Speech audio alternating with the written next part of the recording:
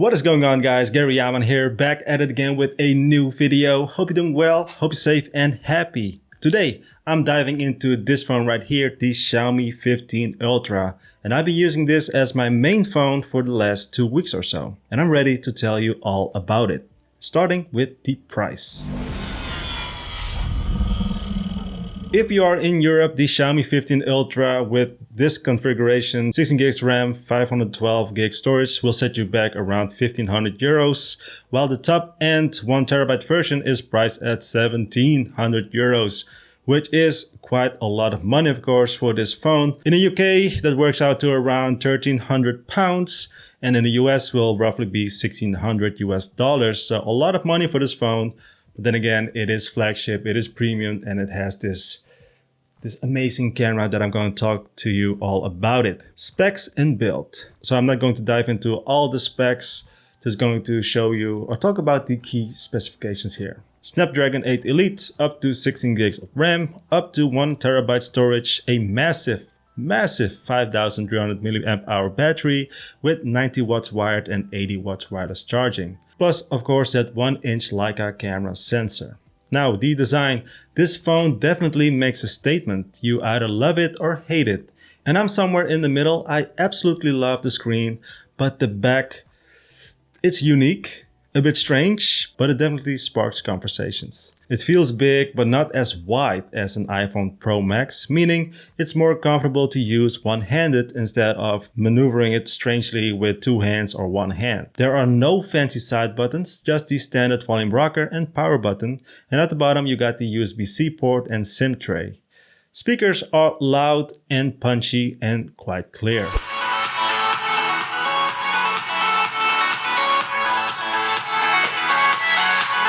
Guys, this display, this screen is insane. 3200 nits peak brightness. Sunlight is definitely no match. You can clearly see in direct sunlight everything, and it's really bright and the colors are amazing. WQHD plus 1440p resolution, adaptive 120Hz refresh rate, all protected by Xiaomi Shield Glass 2.0. But you'll need to tweak the settings out of the box. So a lot of those things are not enabled when you open it up for the first time. You have to dial it in. And then it is seriously a stunning panel. The gray silver finish I'm using here screams like a camera vibe. It feels very premium and eye-catching. On the back you feel this fake leather type of feeling. The battery life is also a champion. I easily get through the day and still have 20% left overnight. And it charges so fast. It's borderline ridiculous. Software and performance. The software takes a moment to settle into, but out of the box, there's some bloatware and ads. But a 30-minute cleanup gets you back on track. Just look on some YouTube videos, just search for how to disable ads on a Xiaomi phone, and you'll be very happy with it. Once optimized though, this phone flies. Snapdragon 8 Elite gives you instant app launches, smooth multitasking, and rock-solid gaming. Even Genshin Impact runs buttery smooth. There are no hiccups at all.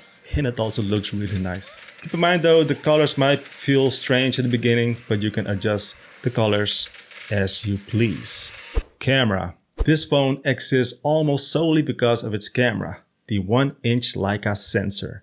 And wow, just casual shots look like they came from a compact camera, not a phone. And to me, that is jaw-dropping. And not everybody will be very happy with this result. Some people really like a smartphone look. Does that make any sense? These secondary lenses, so the ultra-wide, telephoto, and periscope lenses, they are quite consistent and dependable, but they don't have that magic of the main sensor.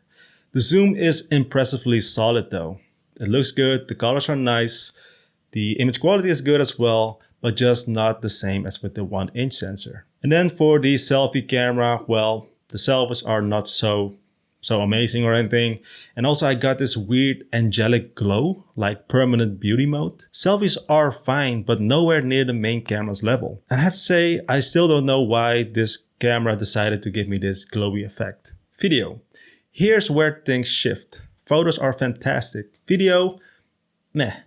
color skew warmer, my face got a bit too red, and sharpening is dialed up to the max. You can shoot 8K with stabilization and it looks good, it's usable, but it also feels very digital and almost not true to life. But compared to the iPhone, it's just not as polished. Low light video photos hold up admirably, but videos drops off. Still usable though, but don't expect miracles. So if you're looking for a video camera, this might not be it for you. So this is the video in low light in 4K 30 frames per second. And looks decent, I guess. So, should you buy the Xiaomi 15 Ultra? In my book, yes. But only if you're craving a big phone with a stunning display, long battery life, flagship performance, and among the best smartphone photography, this is your pick. But if selfies and video are your top priorities, you might want to explore alternatives. That's it for this one, guys. Leave any questions down below, smash that like and subscribe if you haven't already, and I'll catch you in the next video. As always, stay safe and stay happy. By the way, if you hear some noise, I think it is the periscope lens or just the stabilization thingy inside of it. But don't worry, it's not broken. Also, I totally forgot about the fingerprint scanner. It works smoothly as well. All right, see you. Bye.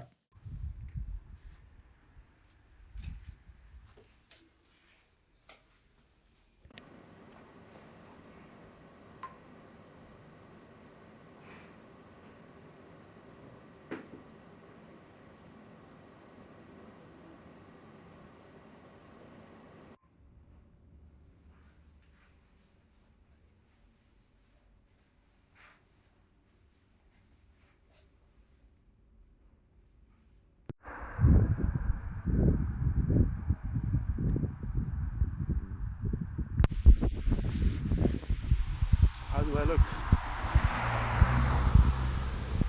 So the footage is stabilized. It's pretty okay, I guess. Not sure. True to life. Backlit. I don't know, guys.